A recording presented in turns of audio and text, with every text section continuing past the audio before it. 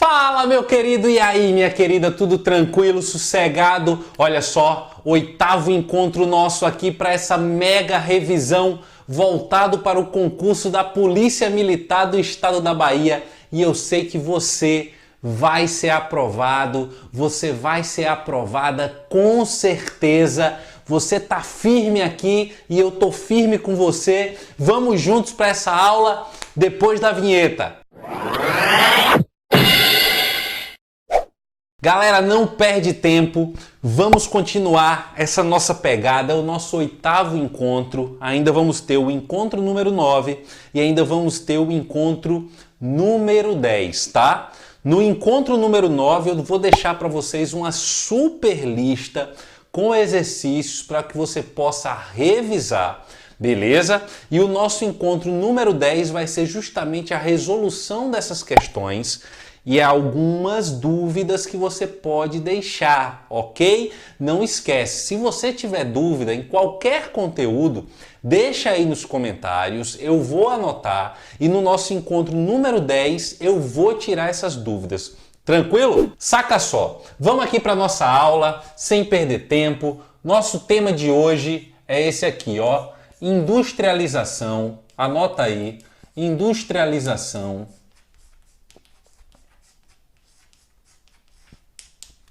brasileira, tá? Olha aí, ó, industrialização brasileira. Atenção para esse tema. Esse conteúdo é um conteúdo muito importante, não apareceu na prova passada, assim como urbanização não apareceu, mas a gente precisa abarcar tudo. Se está no edital, a gente vai revisar sim. Não vamos perder nenhum instante dessa aula, anota tudo, beleza? Olha só, quando a gente fala aqui de industrialização, você já sabe que eu vou falar que é extremamente óbvio, claro. Industrialização me lembra indústria, certo? E toda vez que eu falo de indústria, eu preciso automaticamente raciocinar. A indústria, ela faz parte do setor secundário, tá? Setor secundário.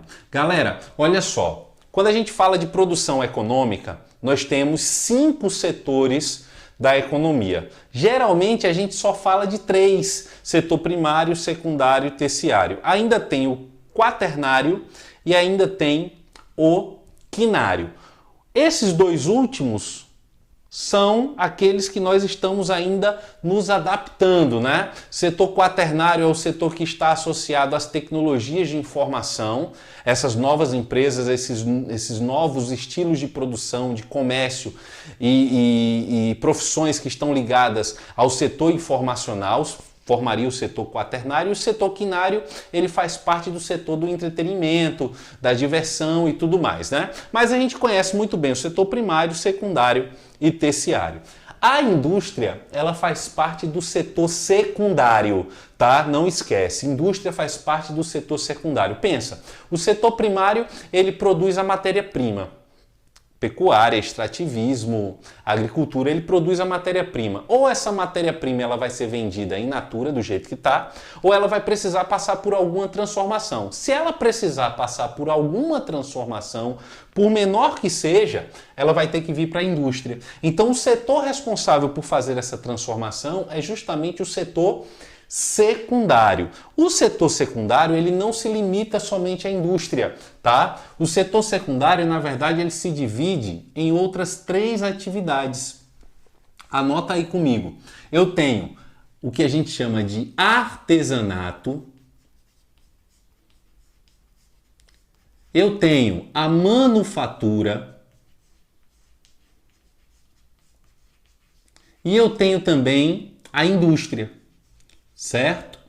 Então, quando eu falo de setor secundário, eu divido nessas 3 atividades. Presta atenção aqui, ó. Artesanato, eu estou falando de uma atividade que requer baixo desenvolvimento tecnológico, usa pouquíssima ou nenhuma tecnologia, nenhum aparato tecnológico.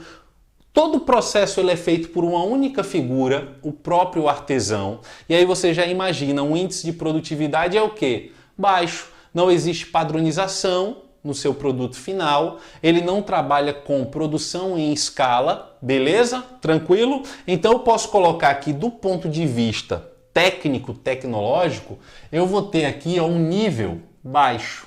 Anota aí. Eu vou ter um nível baixo. Já a manufatura é um estágiozinho acima. Por quê? Porque na manufatura eu consigo ter uma maior produtividade, eu já consigo produzir utilizando algum tipo de aparato tecnológico, né? Eu vou utilizar algum maquinário, algum instrumento mais desenvolvido que vai facilitar o meu trabalho. Em geral, essas máquinas, elas são máquinas mais rudimentares que podem utilizar a tração animal, pode utilizar a própria força muscular humana, beleza? Tranquilo? Então olha aqui, manufatura já usa alguma tecnologia, algum desenvolvimento tecnológico. Eu posso considerar aqui um desenvolvimento médio, portanto, tá joia? E a indústria? A indústria, você já sabe, a indústria ela vai utilizar o quê? Um grande aparato tecnológico. Quanto mais o tempo passa, mais a indústria se moderniza, mais especializada precisa ser a mão de obra, mais automatizado esse setor se torna, mais intensa é a produtividade, se produz em larga escala, de forma padronizada, racionalizada. Então, o nível de desenvolvimento técnico e tecnológico, você já pode dizer aí, portanto, que é alto. Tranquilo?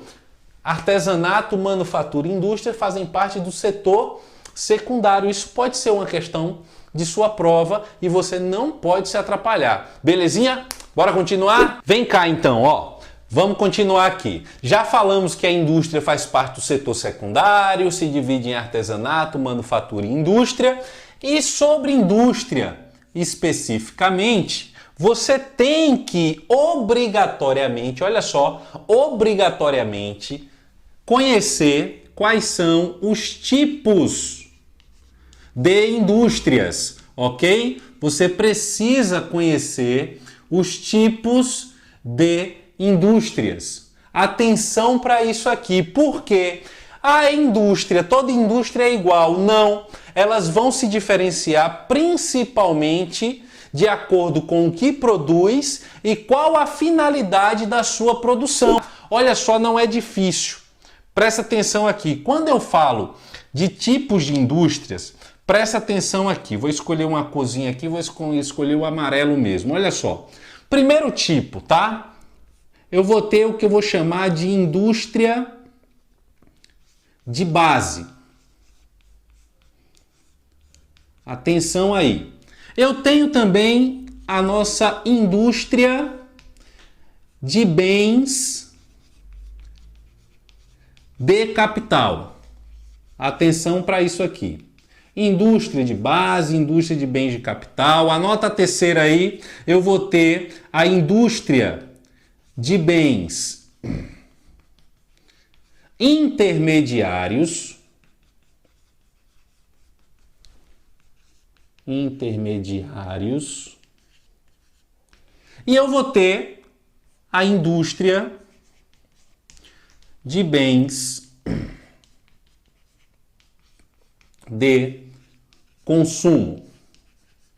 Se liga aqui para você não se atrapalhar e entender facilmente cada um desses temas aqui, mas é muito tranquilo, eu tenho certeza que você vai compreender fácil, tá? Olha só, indústria de base. Olha o que o nome diz, ó, indústria de base. Vamos pensar na construção da estrutura industrial, né? Então, olha só, indústria de base é aquela que está no fundamento, o que é básico para que até as outras indústrias possam existir. O que é que essa indústria de base ela produz? Será que ela produz alguma coisa que nós vamos consumir diretamente? Ou será que ela vai produzir algo que a gente pode até consumir, mas ela terá outro tipo de utilidade dentro do complexo industrial, dentro de toda a estrutura das indústrias? Olha só, uma indústria de base, vou dar um exemplo aqui, ó, uma hidrelétrica.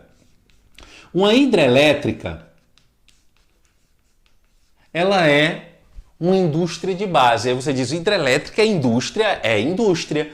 Hidrelétrica é indústria. O que é que ela faz? Ela transforma uma matéria-prima, ela tem a matéria-prima que é a água, ela vai utilizar a água para, através da força que a água gera, produzir energia elétrica e distribuir essa energia elétrica. Chega até as nossas casas? Chega, mas também chega até onde? Chega as indústrias também, e elas vão utilizar para poder funcionar. Então, indústria de base é aquela que vai fornecer o que é básico, essencial, para que todas as outras indústrias possam utilizar. Por exemplo, tá joia? Indústria de bens de capital. O que seriam os bens de capital? São os bens que fazem parte de toda a estrutura de produção. Quando você monta uma fábrica, quando você está lá pensando em uma fazenda, a estrutura da fazenda, ela tem toda uma quantidade de equipamentos para que a fazenda ela possa funcionar, né? Ela tem o trator, ela tem a máquina de irrigação, ela vai ter o outro elemento lá que vai fazer a pulverização, o avião, vai ter o arado, enfim, toda aquela parafernália que é útil à produção na fazenda é fabricada em algum lugar. Aí você chega numa indústria e tem lá esteiras, tem motores, tem guindastes, uma série de coisas funcionando. Tem que ser fabricado em algum lugar. É fabricada onde? É fabricada aqui, ó, indústria de base não, indústria de bens de capital. Portanto, ela vai produzir o que? Ela vai produzir, anota aí, ó, as máquinas. Beleza? Produção das máquinas. Se você quiser colocar aqui, coloca aí também, ó, equipamentos. As máquinas, os equipamentos, pronto, tá beleza. Indústria de bens intermediários. Presta atenção aqui, o que seriam esses bens intermediários? Eu costumo dizer que são as matérias-primas elaboradas que serão utilizadas em outras indústrias. Certo? Não entendeu? Eu tenho uma matéria-prima que veio lá da natureza do setor primário. Essa matéria-prima sofreu algum tipo de transformação. Ela se tornou uma outra coisa que vai ser transformada novamente para virar um produto. Certo? Presta atenção. Celulose. Aqui na Bahia a gente tem uma grande indústria de celulose. No sul da Bahia, no extremo sul da Bahia, no município de Eunápolis, que é a Veracel. Ok? A Veracel, ela produz o quê? Ah, eucalipto. Também.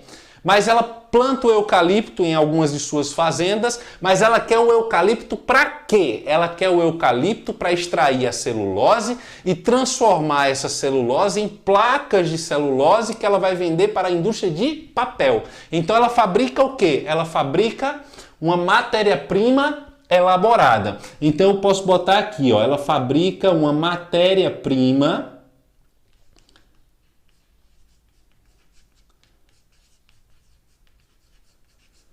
elaborada. Beleza? Tranquilo, sossegado, na paz? E para finalizar aqui, ó, a gente vai se ater a isso aqui, ó, indústria de bens de consumo. Vou pegar até uma outra cor aqui para a gente destacar. Olha só, indústria de bens de consumo. Primeira coisa a se saber. Isso aqui vai se subdividir em dois grupos, tá? Eu vou ter a indústria de bens de consumo que eu vou chamar de duráveis e as indústrias de bens de consumo que eu vou chamar de não duráveis. Beleza? Então olha só, indústria de bens de consumo duráveis, indústria de bens de consumo não duráveis. Indústria de bens de consumo são aquelas que fabricam coisas para gente consumir, beleza? Duráveis são aquelas coisas que vão durar bastante tempo, certo? Que elas não vão acabar em pouco tempo de uso, ou elas não serão perecíveis, elas não têm um tempo curto de duração. Exemplo, Everton, para ser prático, pelo amor de Deus, olha só, a indústria automobilística.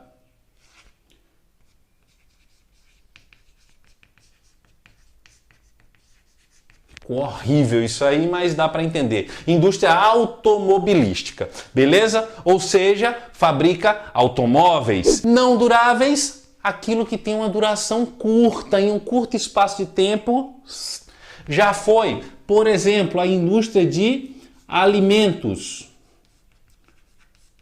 Você abre um pacote de Cheetos na hora que você vai fazer a sua prova de concurso, né? Abriu a prova de Cheetos, fez aquele barulho que incomoda o candidato, isso é ótimo, certo? Mas logo, logo vai acabar, beleza? Então isso é um produto não durável. Tranquilo, sossegado. Vamos para a segunda parte? Vem cá, olha só, já dei aquela apagada, já deixei no jeito aqui pra gente seguir para essa segunda parte da aula. Presta atenção aqui, galera, quando a gente fala da industrialização brasileira, anota aí a primeira característica da industrialização brasileira que você não pode esquecer, não pode deixar passar de jeito nenhum, tá? Quando a gente fala da industrialização brasileira, esse processo é um processo que nós vamos considerar tardio, ok? Um processo tardio. Como assim tardio, Everton? Atrasado, beleza? É um processo que se deu de forma atrasada em relação a outros países. Por quê? Veja só, quando a gente fala de industrialização geral no mundo inteiro que a gente está estudando, a gente estuda a Revolução Industrial, primeira, segunda Revolução Industrial, a gente já está vivendo a quarta Revolução Industrial, tivemos a terceira e assim sucessivamente. A primeira Revolução Industrial, ela vai se tornar extremamente destacada lá no século XVIII, né, a partir de 1750. E aqui no Brasil? Aqui no Brasil, o processo de transformação das matérias-primas já se dá desde o começo, só que com um detalhe. A industrialização no Brasil ela vai ser proibida durante um tempo muito longo. O Brasil é colonizado ali a partir de 1500 por Portugal e até o início do século XIX, com a vinda da família real aqui no Brasil, a industrialização era 100% proibida. O que é que acontecia aqui? Acontecia muita produção artesanal, em alguns pontos a gente tinha até uma certa manufatura, mas industrialização não acontecia. Quando a família real chega aqui no Brasil, por volta de 1808, a industrialização, ela, de certa maneira, ela vai ser autorizada. As primeiras indústrias, elas tinham que pagar um imposto aí que girava em torno de 15% de taxa para a coroa portuguesa. Depois essa taxa ela aumenta, né? Ela vai para 60%. O Brasil sempre foi fera, fantástico em estimular o processo de industrialização, né? Com impostos super baratos, 60%. Essa tarifa era conhecida como Alves Branco.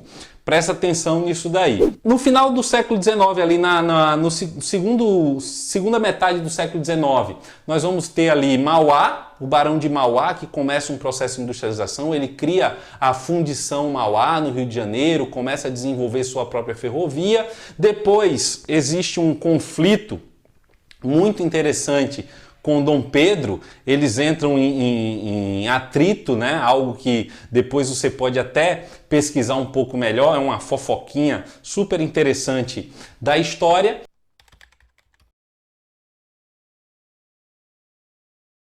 Mas, efetivamente, a gente costuma estudar a industrialização no Brasil a partir de 1930, certo? Então, século XX, a partir de 1930, a gente estuda efetivamente o início da industrialização no Brasil. A gente sabe que um ano antes eu tenho, em 1929, a quebra da Bolsa de Valores de Nova York. Isso aí vai fazer com que a produção cafeeira no Brasil ela entre em declínio, e a partir de 1930 eu vou ter muitos investimentos a partir do capital de cafeicultores que começarão a investir em indústrias no Brasil. Esse processo inicial de industrialização no Brasil vai ser conhecida como a industrialização de substituição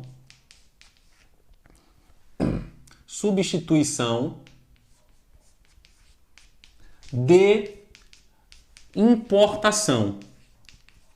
Como assim substituição de importação? Olha só, muito fácil. A gente deixa de importar algumas coisas que importávamos antes dos Estados Unidos e da Europa e começamos a fabricar aqui. Só que esses produtos eram produtos de baixo nível tecnológico, a nossa tecnologia era uma tecnologia, na verdade, comprada de outros países, o maquinário inclusive, e a nossa indústria, ela se concentra inicialmente no tipo que a gente vai chamar de indústria de bens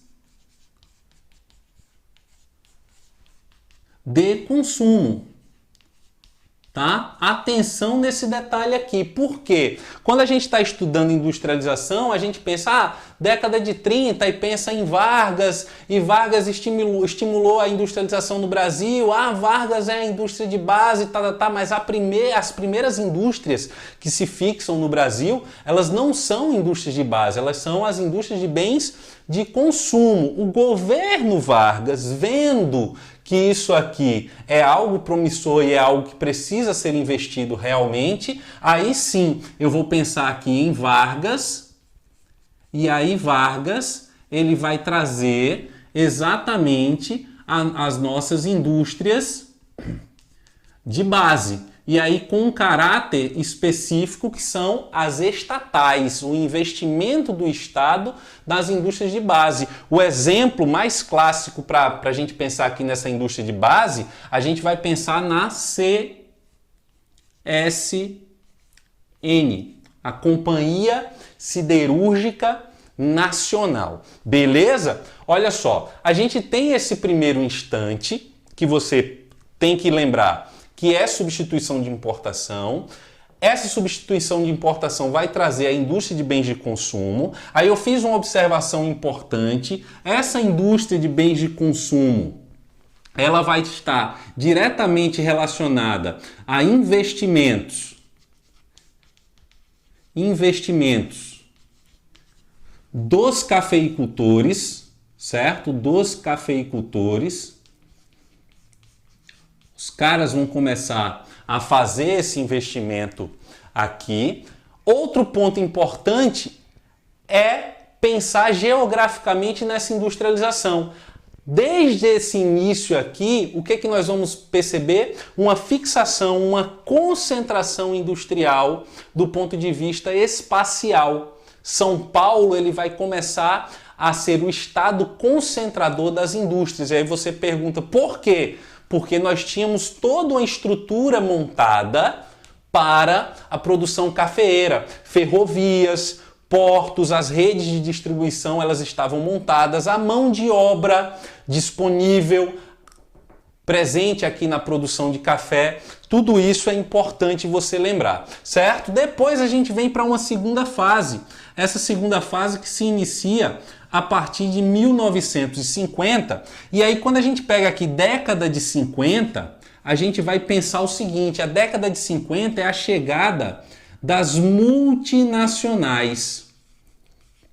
E essas multinacionais, elas vão estar marcadas pelo governo de quem? Elas vão estar marcadas pelo governo de JK. JK, ele vai trazer não só capital estrangeiro, tomar muitos empréstimos para criar uma infraestrutura dentro do Brasil, certo? Para dar vazão ao seu famoso plano de metas, a sua política desenvolvimentista, ok?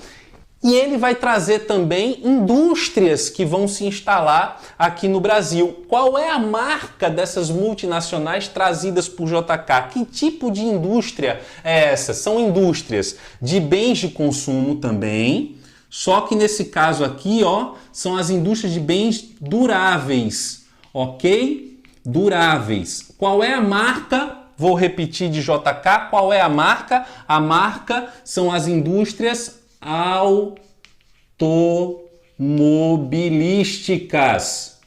Não esquece disso aí. Beleza? Tranquilão?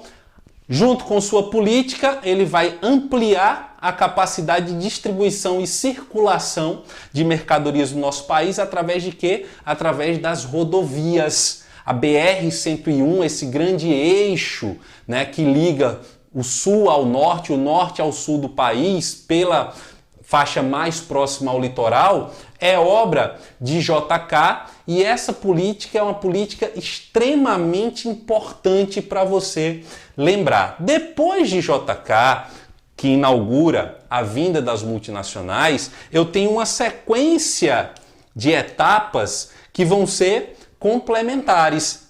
Depois dele, eu posso pensar aqui, ó, vou colocar aqui, década de 60 e 70. Aí a gente pensa em quem? A gente pensa no governo militar. Quando a gente pensa no governo militar, o chamado milagre econômico. O milagre econômico. Quando eu penso no milagre econômico, o que é que me faz lembrar aqui uma das características desse milagre econômico? Os militares eles vão querer dar uma certa ocupação a outras áreas do país. Nessa ocupação, para onde os militares eles tentam avançar? Eles vão tentar avançar exatamente para a Amazônia. Então eu vou pensar aqui, ó, militares. Aí eles avançam lá para a Amazônia. O que é que eles trazem para a Amazônia? A Zona Franca de Manaus, ok? Atenção para isso aqui, ó. Outra fase importante. E aí a gente vai pensar nessa fase mais atual. Essa fase mais atual, galera, ela começa aí, ó, entre as décadas de 80 e 90, certo? Onde nós vamos perceber algo importante. Nós vamos ter aqui na década de 90, de 80, o início da consolidação de uma política neoliberal, quando o Estado ele começa a se afastar cada vez mais do setor produtivo, ele vai se tornar um parceiro ali dos bancos, dos grandes capitais externos, mas ele não vai ser um investidor industrial, ele não vai possuir indústrias, pelo contrário, o Brasil começa a assistir às privatizações, a privatização de várias indústrias nacionais, a CSN, por exemplo, a gente vai privatizar a indústria de extração mineral, né, o setor de extração mineral lá da Vale do Rio Doce, que vai ser transformado em Vale posteriormente. Então a gente assiste essa política de privatização muito forte, que a gente vai chamar de política neoliberal. E geograficamente começa a surgir uma disputa espacial de atração dessas indústrias, já que o governo ele não vai ser, o governo federal principalmente, ele não vai ser o elo que vai fomentar essa atração industrial, ou nem vai ser o próprio investidor da indústria principal. Os estados eles começam a querer atrair suas indústrias, atrair investimentos, e começa exatamente o que vamos chamar de guerra fiscal, tá? Nós vamos ter aqui, ó, a famosa guerra fiscal. Essa guerra fiscal, ela vai ser importante por um lado, porque ela vai promover a desconcentração industrial. São Paulo, ou Sudeste, ele não vai ficar restrito dentro desse cenário industrial no Brasil. Eu começo a ter uma expansão industrial para o Nordeste, eu começo a ter uma expansão industrial ainda mais forte para a região sul, tudo isso associado a essa guerra fiscal. O que é essa guerra fiscal? Essa guerra fiscal é a disputa entre os estados para oferecer vantagens às indústrias para que elas possam vir se instalar. Essa guerra fiscal, ela é importante, vamos colocar aqui, porque ela vai promover essa desconcentração industrial. Esse mapa ele mostra exatamente a distribuição dos estabelecimentos de transformação por estado, né, que a gente vai ter de 2017 para cá. Olha só, se você observar o mapa, você tem aí essa escala de cores na legenda. As áreas mais escuras são aquelas que vão concentrar entre 20 e 86.910 mil estabelecimentos, né? Uma quantidade enorme. Aí depois eu tenho a faixa que está em segundo lugar entre 8 mil e 16 mil. Em terceiro lugar, a faixa que está entre 4 mil e 8 mil. E em primeiro lugar, esse ponto mais clarinho aí, a que está entre 284 a 4 mil estabelecimentos.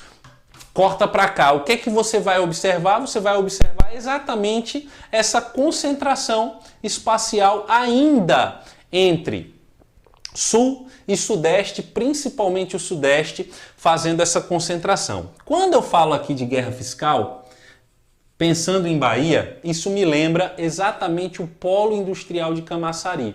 O Polo Industrial de Camaçari tem alguns episódios épicos, né? Quando a gente fala do Polo Industrial de Camaçari, que se estende ali do município de Camaçari, pega um pouco de Dias Dávila também, nós temos predominantemente indústria química, petroquímica e automobilística, né? Indústria química, principalmente dos químicos farmacêuticos, né? Matéria-prima para se fazer remédio. Eu tenho indústria petroquímica, que vai transformar o petróleo em alguns outros derivados, e a indústria automobilística. No caso da indústria automobilística, tem o caso emblemático da Ford.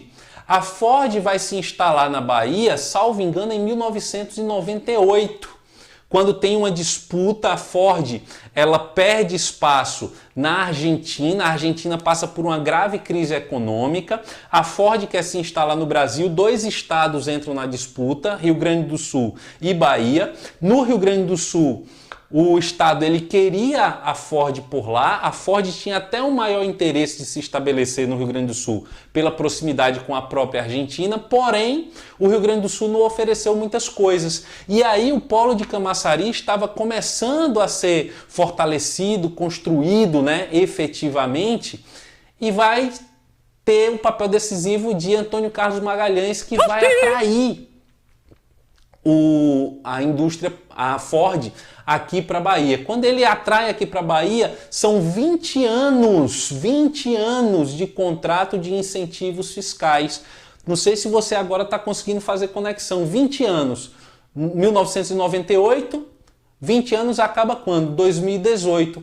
Lembra que ocorreu na passagem de 2018 para 2019 uma grave tensão e a ameaça da Ford deixar a Bahia, fechar as portas e tudo mais? Isso aí faz parte dessa chamada guerra fiscal, dessa guerra de força, né? Eles ficam ali, aquele cabo de guerra entre Estado e indústria, e aí eu vou sair, você não vai promover mais nenhum incentivo, eu não tenho condição, e nessa disputa as indústrias elas acabam levando um pouco de vantagem. Por quê? Porque se elas se retiram, os empregos também se retiram, a renda e tudo mais. Beleza? Presta atenção nesse detalhe, relembrando, Polo Industrial de Camaçari, lembre-se, se concentra indústria química, petroquímica e automobilística, certo? Mas não só isso, tem outros tipos de indústrias, tá? Tem indústria alimentícia, indústria de bebidas,